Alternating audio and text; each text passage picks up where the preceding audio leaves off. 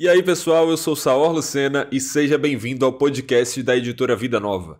Se você gosta de conversar sobre os livros bíblicos e sobre o estudo bíblico de maneira geral, você vai gostar muito do podcast de hoje, porque vamos falar sobre o lançamento da Vida Nova, esse calhamaço aqui de mais de 1.300 páginas, o comentário exegético de Romanos do Douglas Moo.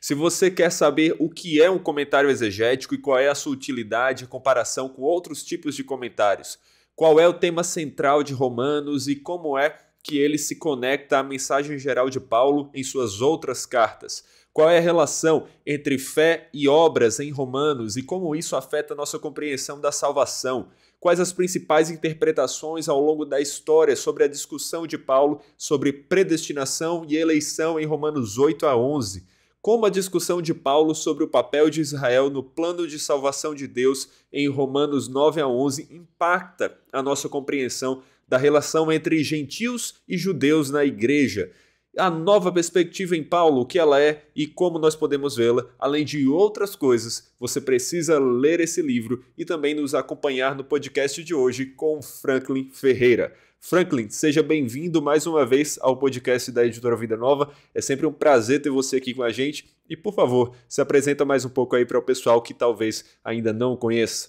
Olá, Saor. É uma alegria poder voltar aqui. Me chamo Franklin, como o Saor já disse. Eu sou diretor-geral do Seminário Martin Butzer. Coopero com a Igreja da Trindade, as duas instituições aqui em São José dos Campos. Tenho o privilégio de trabalhar na Edições Vida Nova, ajudando aí com a Revista de Teologia Brasileira. E também sou autor de alguns livros que são publicados aí por essa editora. Inclusive esse aqui, Por Amor de Sião, é o último livro que saiu aí por Edições Vida Nova ano passado. Excelente. Inclusive, nós temos podcast sobre esse livro aqui, vale a pena conferir depois. Até porque uma das perguntas que nós temos para fazer, pelo menos, sobre o livro de hoje, vai tocar um pouco do que você fala no livro, né, Franklin? Mas vamos então entrar aqui no assunto sobre o livro em si, esse calhamaço aqui que temos em mão, né? Pense no livro grande, mas isso só mostra que temos bastante conteúdo para aprender sobre a Epístola aos Romanos. E aí, Franklin, aqui nós vemos que o comentário de Romanos é da série de comentários exegéticos da Vida Nova. E talvez essa palavra ainda não seja familiar a todos. Vale a pena a gente definir um pouco do que é exegese e qual a diferença de um comentário exegético em relação a outros tipos de comentários. Saor, pergunta muito boa, até para dar um norte aqui, guiar a nossa conversa, né? Excelente. Geralmente, nós temos comentários que são homiléticos ou devocionais. Isto é, comentário devocional é aquele comentário mais simples que visa já fazer aplicações do texto bíblico de forma direta, para o leitor. Nós temos alguns, inclusive de Romanos em língua portuguesa, e comentários homiléticos, só aqueles comentários, a Vida Nova inclusive tem uma série de comentários expositivos, são comentários que visam ajudar diretamente a pregação. Então, esse tipo de comentário já tem a divisão do texto de forma homilética. Geralmente, o texto analisado está dividido ali em 3, 4 pontos. Trata-se diretamente ali do foco central da passagem, sem muita elaboração no significado das palavras, contexto, e a análise do texto pronta com aplicações para serem feitas no púlpito. Um comentário exegético tem um outro fim, ele é um comentário técnico. Então, o comentário exegético ele tem a preocupação, primeiro, com a gramática, o que o texto quer dizer, de fato, no seu contexto. Ou seja, nós estamos aqui com um comentário de Romanos, o que o texto grego, como o texto grego de Romanos foi usado originalmente pelos seus leitores, como eles perceberam o texto. Ou seja, a ideia aí é trabalhar o texto em termos de sujeito, verbo, predicado, nas línguas originais, no contexto original, para depois aí pensar nas conexões do que o texto em si quer dizer com a teologia do próprio texto e a teologia do apóstolo Paulo. Para aí mais adiante, a depender do comentário, se pensar na ligação desses estudos gramáticos, filológicos, históricos, culturais, com a teologia sistemática e, eventualmente, com homilética também. Mas o estudo da teologia sistemática e da homilética e da devoção não é a preocupação primeira de um comentário exegético. O que o comentário exegético intenta é oferecer uma massa de informações a respeito do texto bíblico, de como ele seria lido originalmente, né, à luz do seu contexto histórico-gramatical, cultural, social, etc, etc.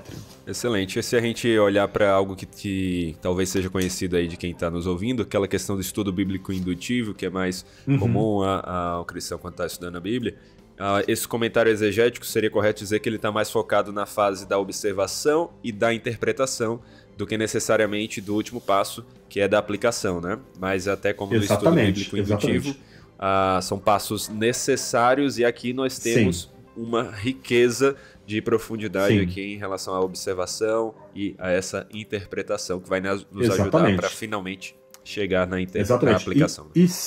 E muitas vezes esses primeiros passos aí que você colocou, né? Vamos repetir para o nosso ouvinte fixar? Sim, observação, interpretação e aplicação é o OIA, né? Que o pessoal fala. OIA, exatamente. Os dois primeiros passos, então, estão presentes nesse comentário exegético e em diálogo com outros comentários de Romanos também. E geralmente comentários mais técnicos, né? Então o Douglas Moo, para pegar o nosso exemplo aqui, né, o comentário exegético de Romanos, ele não só vai elaborar o seu estudo de Romanos a partir de um estudo filológico, histórico, cultural, mas ele vai também estabelecer diálogo com outros comentários de Romanos. Haja vista que talvez Romanos seja aí o livro bíblico que mais produziu comentários na história, né? A minha suposição, né? É bem por aí, talvez seja. Eu acho que é por aí. É isso aí. E aí a pergunta que eu quero fazer agora, Franklin, que talvez seja também de alguns dos que estão nos ouvindo, é: como um comentário de uma epístola de poucas páginas, 16 capítulos ali, pode ter mais de 1.300 páginas nesse tamanho aqui, né? Por que isso? Saúl, acho que justamente pelo fato de que, eu não vou dizer que é o livro mais importante da Bíblia, né? Os luteranos diriam isso, né? Lutero, por exemplo, diria que Gálatas e Romanos são as colunas do texto sagrado, de todo o restante do edifício bíblico, né? Sim, mas, de um outro lado, Romanos é a apresentação mais sistemática de pontos importantes da fé que a gente tem na Bíblia inteira. Sim. Né? Hebreus talvez fique aí, se ombreie aí em alguma medida com Romanos, né? Hebreus aí tem, aos judeus cristãos ou convertidos, né? Talvez seja melhor, né? Mas Hebreus lida aí com a questão da centralidade de Cristo, da exclusividade de Cristo, né? João também outro livro muito importante no Evangelho, mas de certa forma Romanos é a apresentação sistemática mais completa ou mais detalhada que a gente tem em Paulo e talvez em toda a Sagrada Escritura, pensando aí talvez Romanos e Hebreus ficando próximos aí de Romanos. Então isso aí gera toda uma atenção especial para Romanos, né? Então a gente pode pensar aí Crisóstomo, Agostinho, Lutero, Calvino, tantos outros escritores, né? John Wesley, Calbart, tantos escritores importantes, tantos pregadores, pensadores importantes para a fé, nos legaram comentários de Romanos do passado, né? Sim. Então, isso mostra a importância dessa epístola para a igreja cristã. Sim, sim. E acho que também tem tudo a ver, primeiro com essa importância, como você colocou, como também esse foco da exegese, da observação e interpretação, né? São muitos detalhes. A aplicação é um passo essencial que nós precisamos ter, senão fica uma coisa assim vazia, né? Fica só algo ali de fatos, mas a observação e interpretação elas vão acabar sendo que vão tomar mais o nosso tempo, né? Porque são muitas coisas para a gente ver. Romanos tem uma riqueza. Assim, a tentação do intérprete, até mesmo de colegas pregadores, é já partir para a aplicação. É verdade. Como eu vou usar esse texto na minha igreja no domingo? Mas a gente só consegue fazer uma aplicação legítima do texto bíblico se a gente passar pelos dois primeiros estágios, né? Exato. Como observação e interpretação. Exato. Observação e interpretação e depois aplicação. Se não passar pelos primeiros dois passos, a nossa aplicação pode ser baseada em uma alegoria do texto bíblico, pode ser mero moralismo, né? Como a gente cansa de ver nos cultos, né? E não é uma aplicação legítima que vem da palavra do Senhor, né?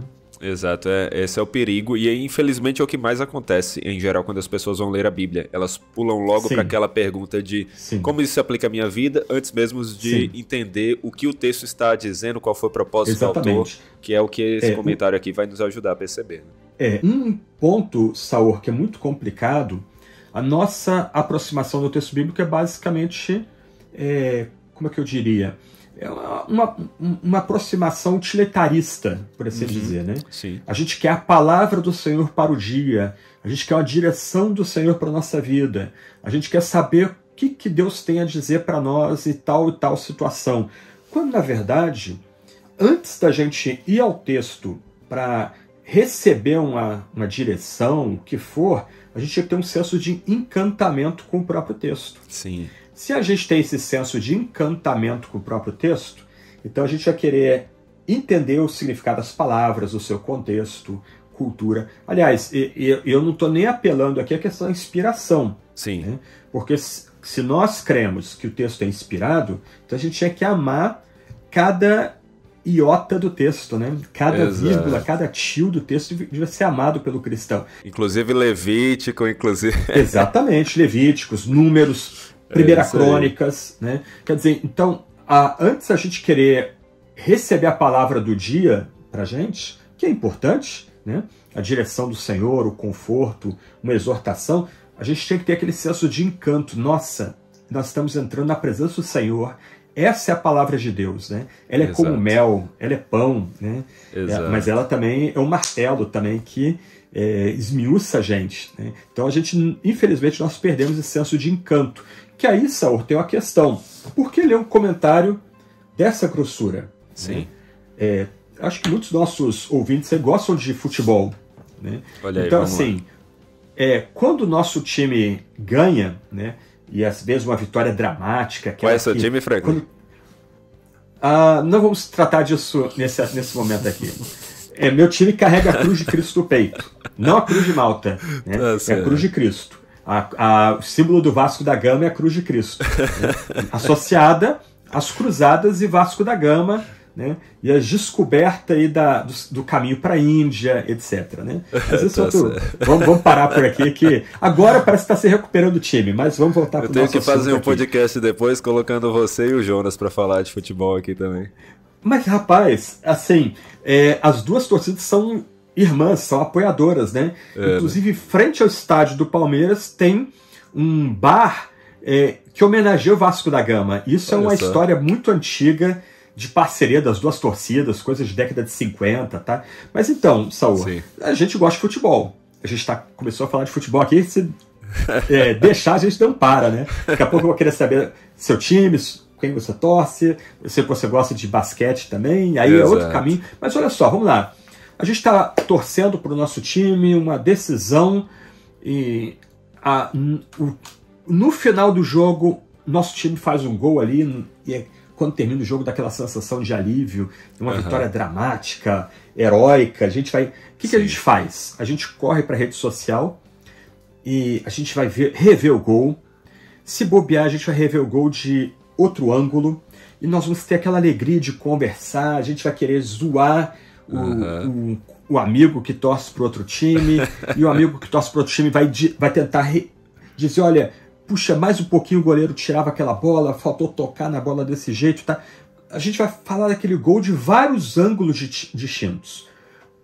Se nós amamos o texto bíblico, nós vamos colecionar comentários a respeito do texto bíblico. Porque a gente vai querer falar do texto bíblico de vários ângulos, a gente vai ter esse senso de estar embevecidos, apaixonados pelo texto bíblico. O texto bíblico por si só já é encantador. Sabe? Quando a gente começa a ver essas camadas de idioma e cultura, e história e geografia bíblica, a gente começa a ver que o texto bíblico por si só, ele já é bonito, né? Já tem uma força, uma pujança, né? E muitas vezes a gente só quer ter uma relação utilitária, né? O que Deus vai falar aqui? Deus está dizendo isso, pronto, acabou. E não é assim. Né? A gente tinha que ter esse senso de encanto, né? Recuperar, melhor dizendo, esse senso de encanto com o texto bíblico. Com toda a mensagem. Eu noto muito, eu acho que você também já deve ter visto algo semelhante, quando a gente vai pregar em textos que são mais específicos sobre quem Deus é, do que necessariamente o que Deus quer que a gente faça, parece que as pessoas guardam menos. E isso isso é triste, né? Porque, assim, claro que é importante que nós procuremos saber o que Deus quer para a nossa vida, mas saber quem Deus é importantíssimo para a nossa vida. Né? Exatamente. E qual é o propósito de textos que você tem nos Salmos, que discorrem sobre a glória de Deus, a majestade de Deus, o reinado de Deus? Esses textos são para jogar a gente para cima. Né? Eles deveriam dilatar a nossa mente e a gente devia ficar, uau, olha o nosso Deus. Né? Então, na hora de sair do culto, né? Não é, puxa, pastor, sermão legal. Não, pastor, como o nosso Deus é grande. Exato. Né? Exato. Mas isso só lembra o quanto a gente tem que andar em termos de necessidade de colocar o texto diante dos nossos irmãos e irmãs e destacar o valor do texto por si, né? Verdade, que o Senhor nos ajude nisso aí, para que todos nos maravilhemos mais com a beleza da palavra, com a beleza do Deus da palavra. Né? E avançando, falando aqui de temas da palavra, a gente conversou já um pouquinho sobre isso aqui de outros livros. Sobre Romanos, qual é que é o tema que nós poderíamos dizer ser central em Romanos, alguns dos outros temas que ele fala, né? Esse é um debate bem antigo, Saul, tem a ver com a história da interpretação de Romanos, né? Que é por si só também uma história muito interessante. Né? Mas desde o começo tem sido sugerido que o tema principal seria a justificação. Né? Lutero iria concordar, né? Também, provavelmente aí. Como? Lutero também iria concordar, provavelmente. Sim, né? sim. Então, assim, seria a justiça divina e a própria justificação. O Deus justo que justifica pecadores. Mas outros têm sugerido alguns outros temas, por exemplo, a união do crente com Cristo, Romanos 6, Romanos 8. Né? Outros têm falado aí da questão da aliança. Então, Romanos 9, 10 e 11 seria um tema central, onde Paulo vai debater a fidelidade de Deus às alianças. Né? Então, assim, você tem algumas camadas ou alguns temas que se sobrepõem dentro de Romanos. Né? Então, é muito do intérprete, até da própria tradição de onde ele venha, destacar um tema mais do que os outros, né? Falar de um tema mais do que os outros. Né? Sim, sim. E como é que nós poderíamos dizer ser a conexão da Epístola de Romanos, que tem todo esse destaque que a gente falou aqui, mas com o restante dos escritos paulinos, né? Paulo sendo responsável aí por escrever pela quase metade do Novo Testamento, qual a conexão de Romanos com o resto das interessante, por exemplo, o James Dunn, que é um exegeta, um teólogo geralmente associado à nova perspectiva paulina, ele escreveu um livro sobre a teologia do apóstolo Paulo. E você sabe o que ele faz, Saul? Ele usa Romanos como gabarito dos outros textos de Paulo. Olha só, então, assim, é muito interessante. Então, você pode ler o livro dele como a teologia do apóstolo Paulo, mas você pode ler o livro dele como uma exegese de Romanos. Dan tem um comentário de Romanos, inclusive, né? Mas a teologia do apóstolo Paulo você pode ler como um comentário de Romanos. Então, o que o James Dunn faz? Ele usando a estrutura de Romanos, os temas de Romanos, pecado, justificação, a união do crente com Cristo, a lei, a vida no Espírito, a aliança e a eleição, a relação do cristão com o Estado, com os dons espirituais, com a liberdade cristã. Né? Ele usa esses temas como um gabarito. Né? Então, olha, o que Paulo fala de pecado em Romanos e nas demais epístolas? O que Paulo fala de justiça em Romanos e demais epístolas? Então, é muito curioso que a teologia do apóstolo Paulo de Dan, ele está usando Romanos ali como ponto de partida para sistematizar a teologia do grande apóstolo. Né? Sim. Então, pegando esse gancho, se Romanos é a apresentação mais completa da teologia do apóstolo Paulo, do outro lado, essa teologia é ampliada e desenvolvida nas demais epístolas do grande apóstolo. Aqui a gente vê então a amplitude e a profundidade de Romanos, mas também como todos os escritos de Paulo vão se complementar, se desenvolver, e na verdade como todo o cânon bíblico ele tem a somar sobre o ensino de Deus para nossas vidas. E o ponto aí é da harmonia, né? Sim. O Dan é muito cuidadoso em mostrar como pode haver um desenvolvimento, mas não a contradição dentro dos escritos do apóstolo, né? Então, eles se harmonizam, né? Há uma unidade dentro da teologia paulina. É muito interessante isso. Excelente. E pegando aqui nesse tema central que a gente destacou, né?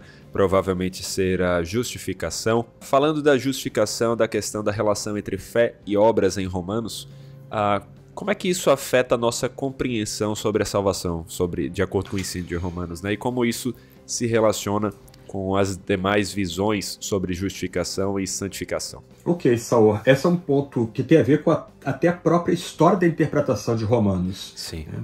Porque até a Idade Média, a justificação e o justificar em Romanos era entendido como um processo. Justamente porque, até a Reforma, a Igreja Ocidental lia Romanos em latim. Né? Os clérigos, os estudiosos, eles não liam Romanos diretamente no grego. Tá? E, por causa disso, né, a ideia de justificação em Romanos foi traduzido como justificare, e nos comentários latinos, a ideia ali que foi destacada é que a pessoa vai sendo justificada progressivamente. Entendi. Então, durante a patrística, durante a Idade Média, a ideia da justificação não era visto como um ato de Deus tornando ou declarando justo o pecador. Sim. Então, durante a Idade Média, com talvez uma exceção, Juliana de Norwich, né, uma mística da Igreja Ocidental, né, a maior parte dos comentaristas de Romanos, inclusive o próprio Agostinho, eles entendiam a relação de fé e justiça como um processo, onde o cristão progressivamente vai se tornando justo. E em Agostinho e na teologia medieval não se via incompatibilidade entre essas noções de progresso na justiça e predestinação e eleição. Interessante. O ponto da teologia medieval é que, ainda que o fiel seja predestinado para a salvação, ele nunca vai ter certeza da sua predestinação, porque ele é progressivamente justificado. Aí vem Lutero. Lutero foi criado nesse ambiente. Sim. Só que Lutero, por conta do ambiente aí do Baixa Idade Média, da Renascença, ele foi instado a fazer o salto. Em vez de só ler e debater o texto à luz do latim, ele foi instado a ir direto ao texto grego. Erasmo, algum tempo antes, havia preparado uma edição crítica do texto grego do Novo Testamento, que foi muito famosa e muito importante aí nos primórdios da Reforma. E Lutero, estudando Romanos nas línguas originais, ele percebeu que quando Paulo fala em Romanos de justificar, Paulo não está falando de santificar, porque esse era o problema da interpretação de Romanos até então. Justificação e santificação eram vistos como sinônimos. E a ideia é que a justificação, então, era tomada como um processo, onde o fiel não teria certeza da sua salvação. O que Lutero vai perceber no seu estudo de Romanos à luz dos originais é que justificação não é sinônimo de santificação. São atos distintos que o Espírito Santo concede ao fiel. Sim. E o que ele vai entender é que a justificação é um ato e a santificação é um processo. E a justificação é um ato recebido pela fé somente. Ou seja, quando o crente descansa no sacrifício de Jesus, que é ressaltado em Romanos 3, o que acontece é, como Lutero vai dizer, é uma troca injusta. O nosso pecado é colocado à conta de Jesus e por isso ele é moído no madeiro. E quando nós cremos em Jesus, ou seja, confiamos exclusivamente em Jesus, a perfeita obediência de Jesus é colocada em nossa conta. E aí o fiel é declarado justo. Ele é considerado a partir daquele momento como se nunca tivesse pecado. E aí, no caso de Lutero, a fé vai ser ativa no amor. Ou seja, uma vez que a pessoa creia somente, essa fé vai ser demonstrada em atos de amor sacrificial ao próximo. No comentário de Calvino, de Romanos, que eu tenho aqui em cima, né, na minha prateleira, Calvino vai ser mais fiel ao texto e mais preciso do que Lutero. Calvino vai elaborar a ideia de que aquele que crê e foi justificado, ele agora é santificado, isto é, ele experimenta a regeneração interna, Romanos capítulo 6, mas essa regeneração vai levar esse crente a ter uma nova vida, Romanos 8, uma vida sob a lei, né? A lei sinaítica, a lei do Sinai, mas é uma lei que agora foi colocada em nosso coração. Aí tem a ver também com o cumprimento das expectativas de um novo pacto, lá de Jeremias, de Ezequiel, né, de Isaías, né, um novo pacto interno, um novo pacto do Espírito. E aí, segundo Calvino, nós estamos agora entrando nessa nova dimensão que foi antecipada pelos profetas lá no Antigo Testamento. Então, essa noção da fé e salvação, né, fé e obras, fé e graça, ela é central em Romanos. E, por isso, a partir da Reforma, Romanos se torna um livro importantíssimo para a tradição protestante, na medida que a tradição protestante descobre, a partir de uma exegese de Romanos, que justificação é diferente de santificação. Justificação é um ato recebido pela fé somente, e esse ato já é suficiente para nos colocar numa nova relação com o nosso Salvador. Sim, é uma visão mais legal, né, jurídica de justificação, como uma declaração do juiz. Né? Que está presente em Romanos capítulo 3. Né? Aliás, a linguagem de Romanos 3 remete a gente não só ao tribunal, mas ao mercado de escravos e ao próprio sacrifício. Romanos 5 remete a gente às relações familiares, reconciliação, né? Então, justificação, redenção, propiciação, reconciliação, que são palavras riquíssimas para descrever o que Jesus oferece ao que crê na cruz, né? Elas estão presentes em Romanos, e o Douglas Moo vai trabalhar o significado dessas palavras no seu comentário aqui de Romanos 3 e Romanos 5.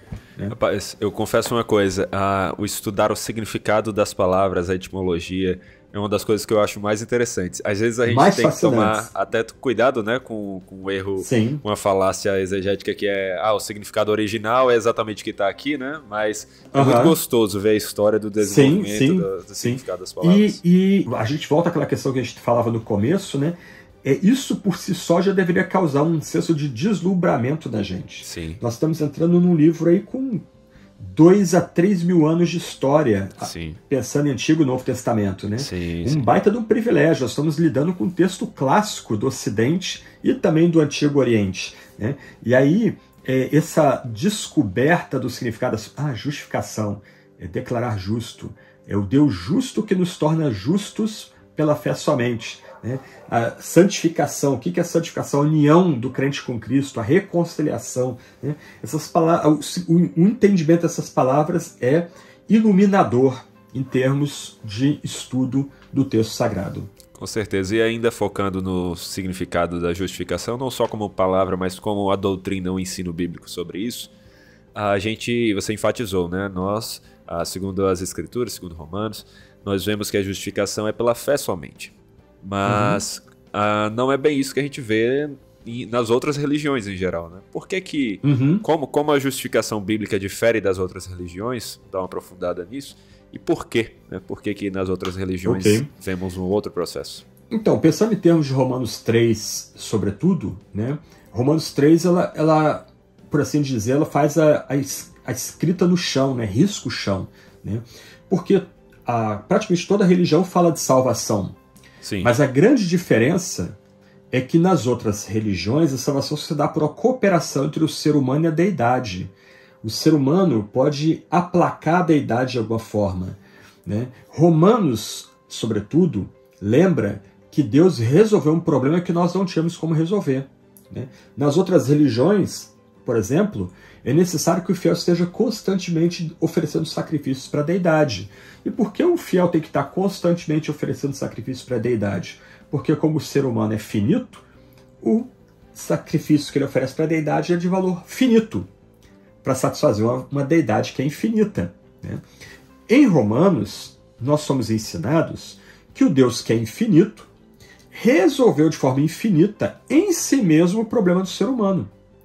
Ou seja, o ser humano precisa de perdão, precisa de justificação, precisa de união com a divindade, E a própria divindade, no caso o Deus Yahvé, ele resolve isso em Jesus Cristo. E resolve isso de forma perfeita. Ou seja, o que Paulo vai falar em Romanos 3 é que a propiciação, a justificação, a redenção foram resolvidas pelo próprio Deus em Jesus e resolvidas de forma cabal, completa.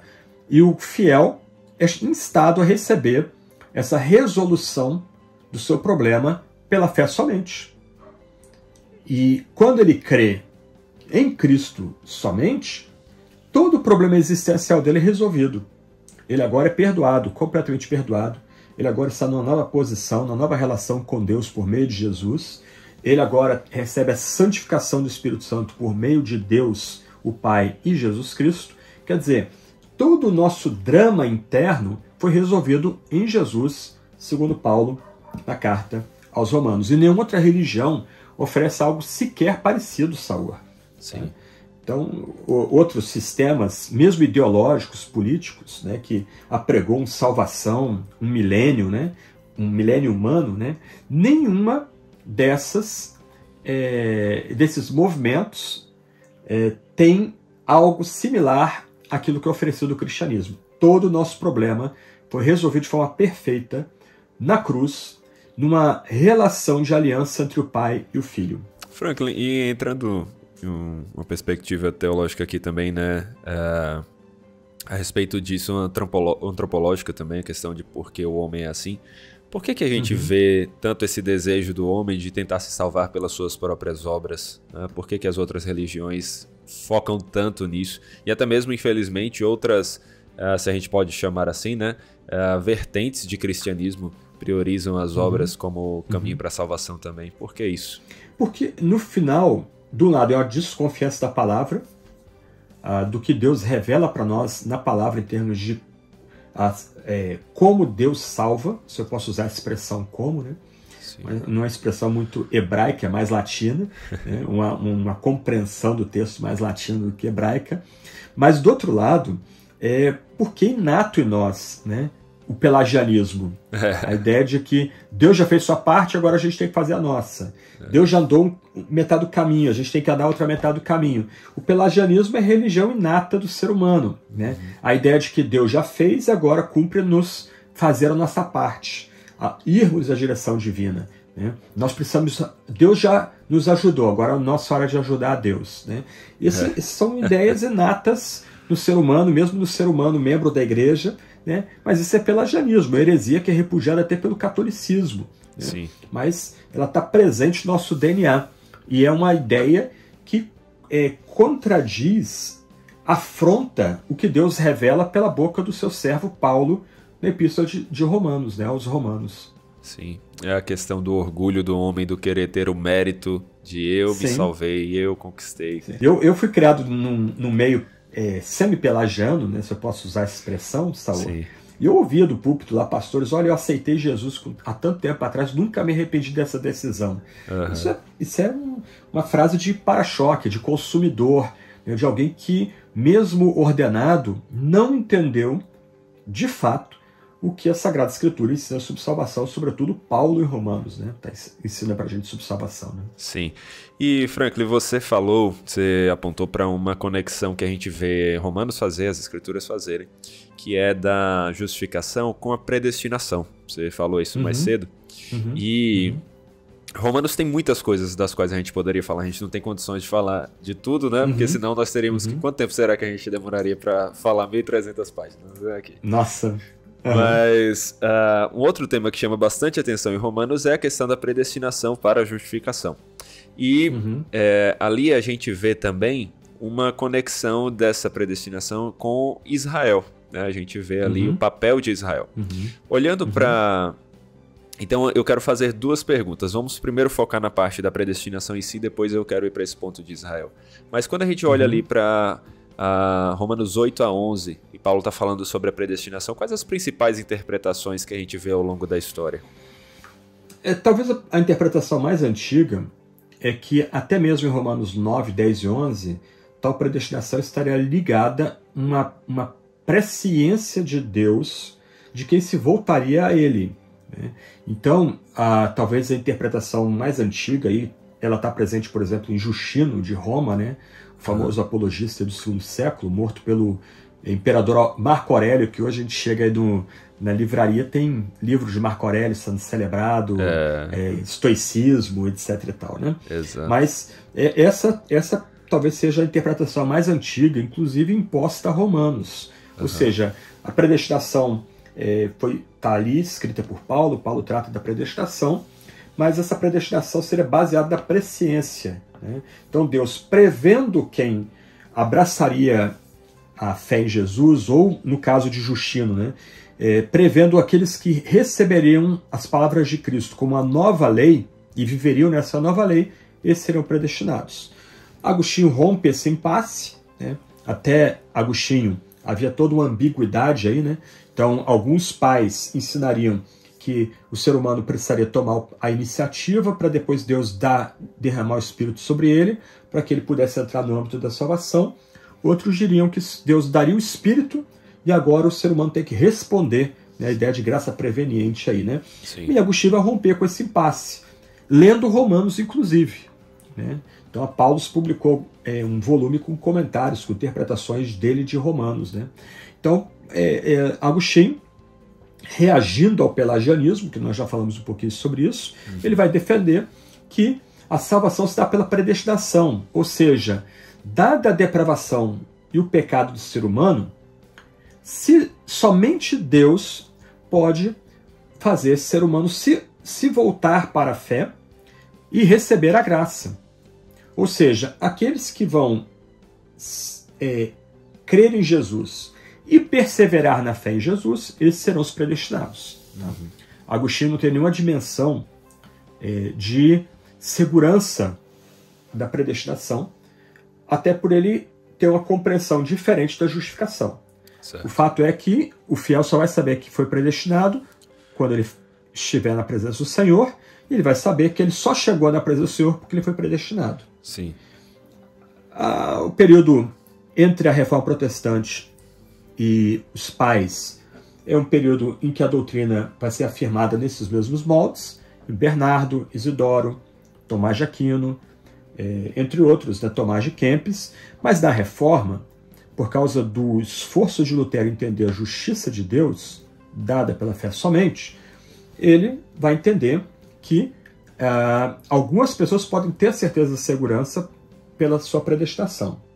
Isso vai ser elaborado com mais detalhes por Calvino, depois pelo puritanismo, ou seja, aqueles que Deus predestinou pela sua liberdade e dádiva, eles podem ter a segurança de salvação desse lado da existência por uma obra do Espírito Santo interna, que vai dar a eles o conforto de que diante da perseguição, da doença, da luta, eles têm a segurança de que, independente do que aconteça ao seu redor e dentro de si, Deus é por eles e vela pelos seus eleitos. Tá? E mais adiante, por exemplo, em Wolfhard Pannenberg, surge uma ideia de uma eleição coletiva, ou seja, Deus é soberano, Deus elege quem quer, a eleição é baseada na onipotência divina, na liberdade divina, mas o que Deus elege é uma classe, não pessoas. É uma tentativa de romper o que seria um impasse entre uma visão baseada na pura presciência, que também não faz perguntas mais densas, né? Do tipo, se Deus prevê quem vai ter fé nele, quem que coloca a fé no coração daquele que veio ter fé? Exato. Pode cair, você concorda que pode cair uma questão de algo meritocrático, né? Algo ali que é um mérito meu ter a fé. A depender da ênfase que vai se dar à resposta humana, que vai informar a Deus, né, por assim dizer, pode-se cair em algum tipo de salvação pelas obras ou por cooperação, alguma coisa desse gênero, né? Sim. Mas, em linhas gerais, seriam as três formas mais básicas aí de interpretar a carta, né? E o que você tem que perguntar para Pannenberg, né, para aqueles que seguem a posição de Pannenberg, poxa, mas Deus só vê uma classe? Deus não consegue divisar quem vai pertencer a essa classe eleita, que é a igreja, né? Então são perguntas que são feitas nesses debates, né? Tem a posição de Calbart, né, que não é muito usual né? Mas que Barth entendeu que na ressurreição toda a humanidade foi eleita. O grande dilema para Barth é porque nem todos daqueles eleitos respondem apropriadamente ao chamado divino na pregação e no anúncio de Jesus. Mas a posição de Barth é só dele. Talvez pouquíssimos teólogos tenham repetido a posição de Karl Barth. Entendi. É um assunto que ainda poderíamos aprofundar bastante, né? Daria pra gente fazer um podcast só sobre essa questão da predestinação. Com certeza. Uma outra posição, Saul, que aí só para mencionar aqui também, né? Até para provocar os nossos ouvintes aí, é a posição associada ao molinismo, né? E o curioso é que mais recentemente eruditos têm sugerido que Armínio não seria arminiano, ele seria molinista. Ou seja, a ideia do conhecimento médio que informaria sua compreensão da predestinação e da eleição. Sim. Né? Então, a visão arminiana seria associada a John Wesley, ou seja, Deus elege pela sua presciência de fé e obras. É um retorno à visão, basicamente, dos primórdios aí da igreja até a ascensão de Agostinho, né? A chegada de Agostinho ao cenário. Né? Interessante. Hoje em dia, né, eu acho que o principal representante, ou pelo menos o mais famoso que eu saiba do molinismo, é o William Lane Craig, né? Você sabe de mais algum desses grandes assim? O Alvin Plantinga também seria um molinista, né? Sim. Sem saber, isso que é o mais impressionante, né? Que ele elaborou a sua visão molinista, de conhecimento médio, sem nem saber o que era isso. Quando alguém deu um toque nele, essa posição está associada à molina, tá? Deixa eu ler então. É mesmo. Interessante. Ok, tá bom. Eu sou molinista, então. Mas seja talvez os dois principais proponentes da posição hoje, o Alvin Plantinga e o William Lane Craig. Sim. E dessa questão de uma eleição mais coletiva, não sei se eu estou certo, mas eu acho que o Norman Geisler tem uma visão de eleição coletiva? Ou Não lembro. Eu li pouco Geisler. Eu sei que Pannenberg, na teologia sistemática dele, que eu tenho aqui na minha prateleira aqui, no volume 3, ele vai defender a noção de uma eleição coletiva. Deus elege a igreja, né, coletivamente. E aí, falando um pouco dessa eleição coletiva, que tem muito a ver com o papel de Israel, vamos entrar na pergunta que eu tinha para fazer sobre o papel de Israel. Né? Porque quando a gente vai para Romanos 9 e 11, esteja ele falando sobre uma eleição individual ou coletiva, ele vai mencionar povos ali. Ele vai falar dos gentios, vai falar de Israel. E aí, eu acho que esse é um dos outros pontos mais debatidos de Romanos. Né? O que é que Romanos 9 a 11 está falando sobre o papel de Israel no plano de salvação de Deus? E qual é a nossa relação, a nossa compreensão da relação entre judeus e gentios na igreja? Então, como é que a gente pode ver isso? Isso aí tem a ver, inclusive, com o seu livro aí, né? Exatamente. Então, Saul, aqui no meu livro, eu vou ter uma seção que eu vou debater Romanos 9, 10 e 11.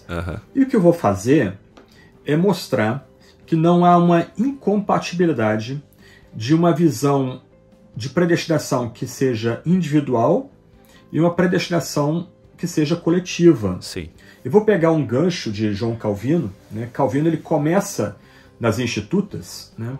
No livro 3, capítulos 24 em diante, ele começa a debater predestinação. É curioso que ele começa a falar da predestinação coletiva que Deus faz com Israel, só que ele para. Ele não desenvolve o ponto. Ele vai deixar esse ponto de lado e vai se dedicar à eleição para a salvação. Porque é a questão que ele tem em vista ali. No livro 3, né, Calvino está elaborando a questão da salvação, que é a grande questão polêmica do século XVI, né, a questão divisória do cristianismo ocidental no século XVI. E o que Calvino vai fazer? Ao elaborar que a salvação é dada exclusivamente pela graça, é baseada na liberdade divina, na dádiva dadivosa, né? Se é pela eleição, é por graça, para parafrasear Romanos 11, né? Então, seguindo Romanos, Calvino vai tirar o debate da predestinação da providência divina, no livro 1, e joga para o livro 3. E ali ele vai debater predestinação. Em que chave, seguindo Romanos? A chave ali não é especulativa. Isso é muito interessante. Seguindo Romanos, a eleição e a predestinação são debatidos no final do livro 3 para responder a pergunta: se a graça é graciosa, por que nem todos são salvos? A resposta: nem todos são salvos, Porque, já que a graça é graça, ela é baseada na eleição divina. Deus escolhe quem quer e endurece quem quer. Esse é o ponto de Calvino. E me parece que ele está sendo fiel ao apóstolo Paulo em Romanos. Porque na ordem do debate, Romanos 9 a 11, fecha todo o debate sobre a graça. Então, para a graça ser graça, ela tem que ser livre. Tem que ser dada, concedida, graciosamente, ou seja, baseada na predestinação soberana e na eleição dadivosa, graciosa. Né? Aliás, o próprio debate de Paulo sobre a adoção em Romanos pressupõe a eleição. Se a adoção é baseada na presciência, em algo que a gente faça e por isso Deus nos adota, acabou o milagre da adoção. Nós somos adotados, baseados por causa da graça divina. Deus quer adotar a gente porque quer adotar a gente. Pronto, tem outra resposta. Que é o ponto suscitado em Deuteronômio, capítulo 7. É o ponto suscitado em Isaías 40 e seguintes. A eleição de Israel é baseada na liberdade divina, na soberania divina, na graciosidade divina. E aí entra o segundo ponto, Saul. A eleição individual não contradiz a eleição corporativa. E aí entra um ponto. Se Deus abandonou Israel, Deus abandonou a sua eleição? Esse foi um ponto que, quando eu me peguei debatendo com isso me atingiu igual uma carreta vindo da minha direção. Porque a ideia de que Deus abandonou Israel coloca um estresse dentro da própria eleição e da própria salvação. Ou seja, a eleição e a salvação podem ser perdidas? A resposta de Paulo, em Romanos 9, 10 e 11, numa segunda camada de interpretação, é um sonoro não. A eleição de Israel não é invalidada. Deus não abandonou Israel. E Paulo vai trabalhar isso detalhadamente em Romanos 9, 10 e 11, misturando como num cordão a eleição do indivíduo e a eleição da nação. Ambas estão interconectadas. Deus elege Jacó e aborrece Esaú. Deus elege Israel. Deus endurece Israel. Deus vai trazer Israel de volta porque os dons de Deus não são revogáveis. A eleição divina não é revogável. A eleição é baseada na graça, não nas obras. Há esperança para Israel. E Mu vai trabalhar isso nesse comentário aqui, de forma muito detalhada, muito rica. Ou seja, Israel, no plano divino, na soberania divina, isso é assustador, né?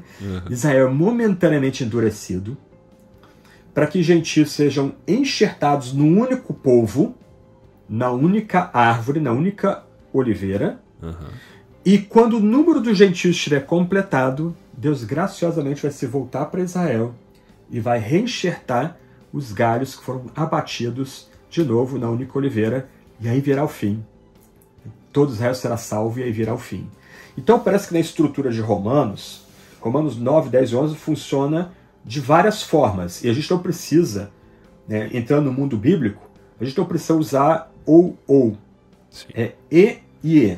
Então, Romanos 9, 10 e 11 funciona, no primeiro nível, para fechar o argumento dos capítulos anteriores, ou seja, nós só chegamos à justificação, à reconciliação, à propiciação, à justificação, à redenção, por causa da livre obra divina na eleição. Somente os eleitos vão chegar a ter fé que os conecta a Cristo para que eles sejam justificados, redimidos, propiciados e reconciliados.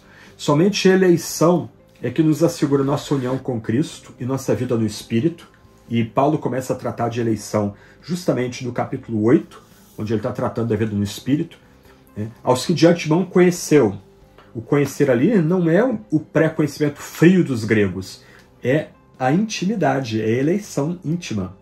Aos que de antemão elegeu, a esses predestinou. Predestinou para serem conformados à imagem do Filho. Aos que predestinou, se justificou. Aos que justificou, glorificou. Tudo passado, tudo pretérito. Então Deus nos olha, por sua livre eleição, como obras acabadas, como obras encerradas. Deus já nos vê, Saul, eu, você, aquele que nos ouve aí, se já crê em Jesus, como homens e mulheres já glorificados. Amém. Isso é surpreendente em Romanos. Né? E aí, do outro lado, Romanos 9, 10 e 11 funciona para mostrar que Deus vai permanecer fiel à sua eleição e sua aliança com Israel. E Paulo vai mostrar que não há dois povos, a igreja e Israel. Ou Paulo não vai mostrar que Deus abateu um povo, Israel, e colocou outro povo no lugar, que é a igreja gentílica. Não, há um único povo, o Israel de Deus. E alguns galhos foram podados, para que galhos estranhos fossem enxertados graciosamente, que somos nós gentios, e quando nosso número for completo, porque Deus é fiel à sua eleição com Israel, porque Deus é fiel com a sua aliança a Israel, a árvore vai ser frondosa de novo, e aí virá o fim.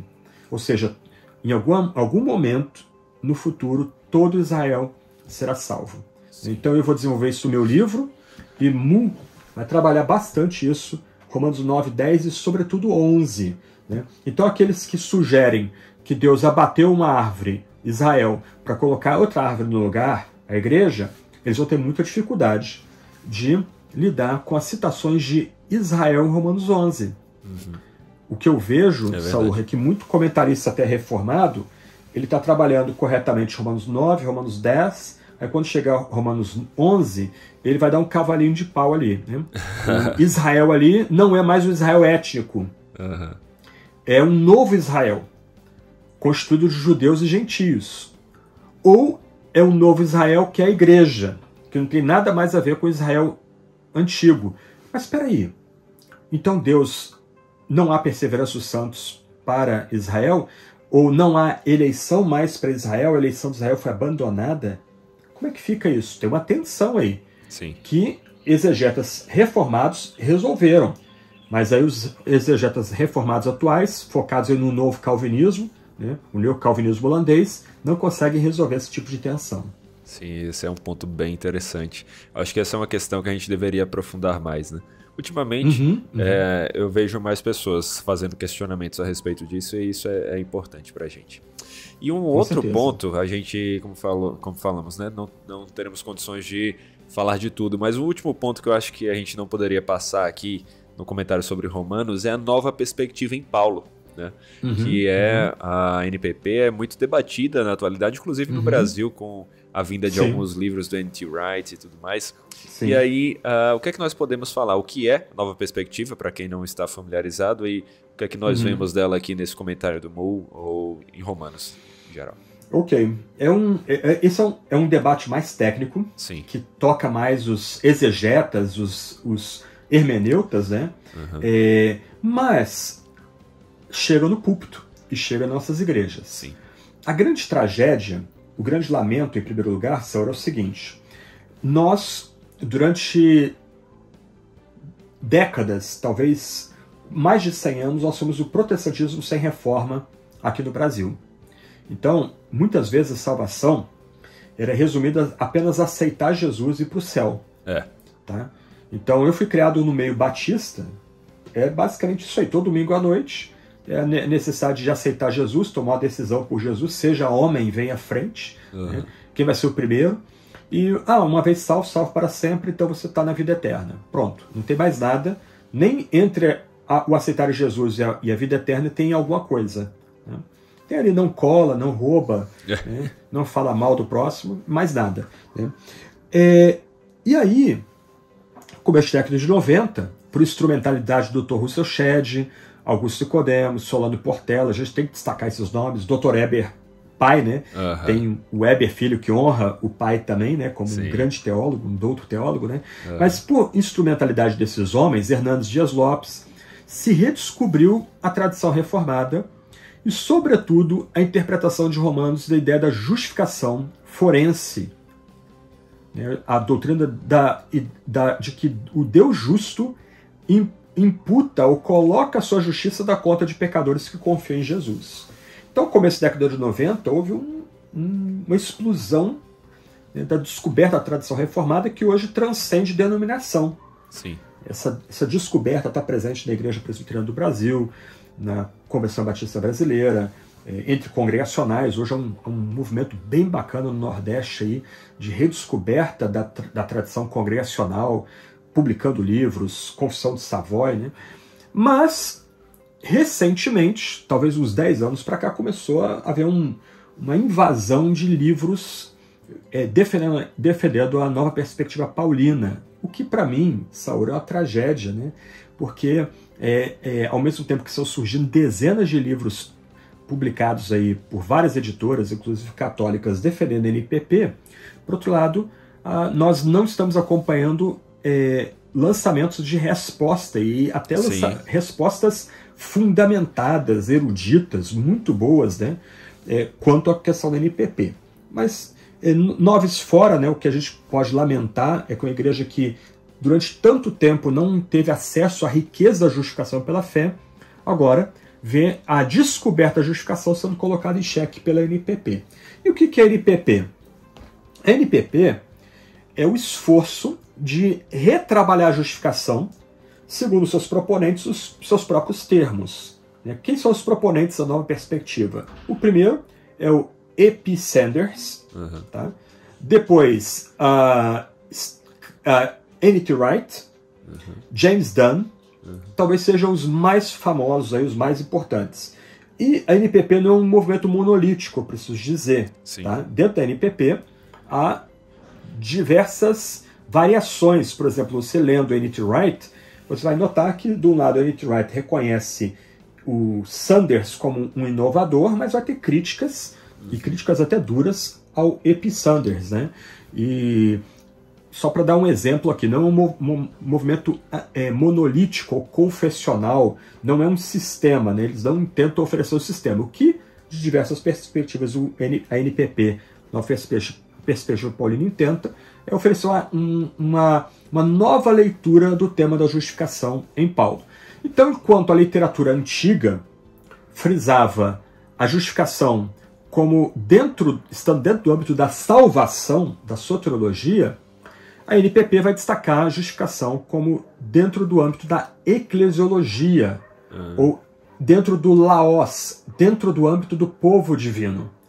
Ou seja, enquanto na tradição luterana e calvinista antiga se entendia que a justificação é o ato de Deus colocar a sua justiça na vida do crente, e agora o crente está vivendo em novidade de vida, numa nova posição, a NPP vai frisar que a justificação é o que nós somos enquanto estamos já no âmbito do povo de Deus. Tá? Então, para a NPP, as doutrinas da aliança, sobretudo, mas também da eleição, são mais importantes, são mais determinantes do que a justificação. Então, aquele que está na aliança é justo. Aquele que está fora da aliança não é justo. Tá? Então, a justificação não tem a ver com uma imputação da justiça, a justiça de Deus sendo contada em nossa conta ou colocada sobre nós em nosso favor. A justificação na NPP não tem a ver com o pecador de um lado, Deus que despreza o pecado do outro, e Cristo no meio, se interpondo. Né? E Deus Santo nos vendo por meio de Cristo e nos tratando como homens e mulheres totalmente justos por causa de Cristo. A NPP não tem nenhum interesse. A NPP entende, antes nós vivíamos no império das trevas, fomos levados ao império da luz, nós estamos agora entrando na aliança graciosa, e se nós vivemos na aliança graciosa, nós somos agora contados como homens e mulheres justos. A minha desconfiança, Saul, é que a NPP tem um viés ecumênico. Ela é desenvolvida dentro do campo protestante, sobretudo episcopal e metodista, tá? E, de certa forma, essa noção da justificação acaba, involuntariamente ou não estou dizendo que N.T. Wright, sobretudo, ou James Dunn são ecumênicos, querem acabar com as divisões entre denominações, né? Mas, de certa forma, a NPP cria um campo comum com a própria teologia católica da justificação na atualidade. Sim. Aliás, esses debates nos remetem àquele acordo, né, de diálogo interconfessional que foi feito entre luteranos e católicos na década de 90 na Alemanha, e que eles vão declarar, lá naquela altura, que a pedra de tropeço entre protestantes e católicos foi removida. O documento evita falar da justificação imputada, da justificação forense. O documento vai gastar bastante tempo falando da justificação interna. mas não da justificação externa que coloca o fiel numa nova relação com Deus agora. Então, NPP tem bastante material de valor, tá? Nós não temos como jogar fora ou descartar NPP, né? Ela traz uma série de textos muito importantes para a interpretação do Novo Testamento, sobretudo quando coloca o Novo Testamento no seu contexto sociocultural, linguístico, que é o judaísmo do Segundo Templo. Né? A NPP pode ser de ajuda nesse contexto, né? Apesar do que alguém brincou, que algumas vezes a NPP leva tão longe o seu interesse em colocar o Novo Testamento no seu contexto, que poderia ser resumida a NPP como solo contexto, e não solo escritura. Né? Isso é uma brincadeira que tem sido feita no exterior. Né? Ou solo a tradição, e não solo escritura. Porque muitas vezes as descobertas têm sido feitas do contexto do âmbito do cristianismo do primeiro século depois de Cristo, são até mais destacados do que o próprio texto bíblico. Tá? Dada a fascinação que esse estudo filológico, histórico, cultural cria em quem estuda a Bíblia. Né? Mas então, se de um lado não dá para jogar fora a NPP, descartar a NPP, até porque, por exemplo, a N.T. Wright está dentro do âmbito do protestantismo histórico, tem escrito muitas coisas de valor. Né? Eu vou publicar na Teologia Brasileira um texto dele sobre a questão aí da homossexualidade, questão contemporânea tensa, né? E é muito interessante o que ele escreve sobre o que a Bíblia realmente afirma quanto à questão de união civil, pessoas do mesmo sexo. Então, eles têm material de valor, e material muito bom. Só que do outro lado tem que ser lido com cautela, sobretudo quando a gente vai pegar um comentário de Romanos, né, de N.T. Wright, ao tratar Romanos 3, Romanos 4, ele tem a agenda dele. E a agenda dele é tratar a justificação não no âmbito da soteriologia, da salvação, mas no âmbito da eclesiologia ou do povo de Deus. Muito bom. Resumindo, temos sim muita coisa para discutir sobre Romanos, sobre com certeza. As escrituras de maneira geral. O Douglas Moo trabalha essas questões aqui, tá? Exato. Esse comentário aqui pode ser considerado o melhor comentário de Romanos da atualidade, tá? Em inglês ou alemão. Olha aí. E ele vai trabalhar bastante aqui a NPP, sobretudo Romanos 13 e 4, Romanos 9, 10 e 11, respondendo aos desafios que a NPP coloca diante de nós. Excelente. Então vai responder aí as principais dúvidas que nós temos e ainda muitas outras que a gente não falou aqui. E para quem é esse livro? É só para acadêmicos? Para quem é esse livro aqui? Eu diria, Saur, que é uma obra imprescindível para pastores. O Renato Vargas, é um grande amigo meu, está pregando Romanos, e ele está se servindo desse material para pregar. Inclusive, ele gravou um vídeo recomendando o comentário do Moo. Ele está entrando no Romanos 9 agora, nas pregações dele, ele coloca lá no Telegram, lá no canal dele de Telegram, né, as pregações dele de Romanos, ele está expondo Romanos. Então, pregadores vão ter um manancial aqui, isso aqui é um banquete para pregadores. Tá? Mas membros da igreja que amam a Bíblia como a gente deveria amá-la, né? Ou seja, a gente está debatendo futebol, a gente vai falar daquele gol sobre vários ângulos, vai querer ver o vídeo de vários ângulos, vai para a internet, será que alguém pegou lá no Twitter, lá de trás, né? Olha que gol, como foi bonita a batida na bola. A gente tem que ter esse mesmo amor pela Bíblia. E aí a gente vai devorar um livrinho desse aqui. Né? Por quê? Porque um livro desse ajuda a gente a ter esse aprofundamento do texto sagrado e esse senso de deslumbramento que estamos na presença da palavra de Deus, que é belíssima, né? Que é mel, é ouro. É melhor do que o mel, melhor do que o ouro. Né? Excelente. Franklin, muito obrigado por mais uma vez contribuir tanto com a gente aqui nesse podcast da Vida Nova. Sempre um prazer ter você aqui com a gente. Espero que ainda estejamos juntos em mais episódios aqui do podcast. Alegria toda minha, Saur. Muito obrigado aí pela essa oportunidade de nós conversarmos sobre esse livro tão precioso que é o Comentário Exegético de Romanos, do Douglas Moo.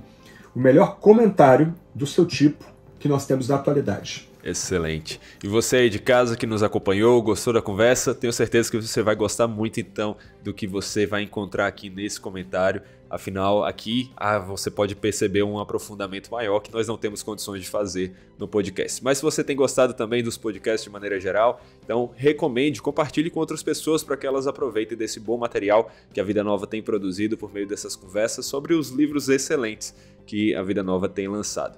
É isso aí, fiquem com os próximos episódios e até a próxima. Valeu!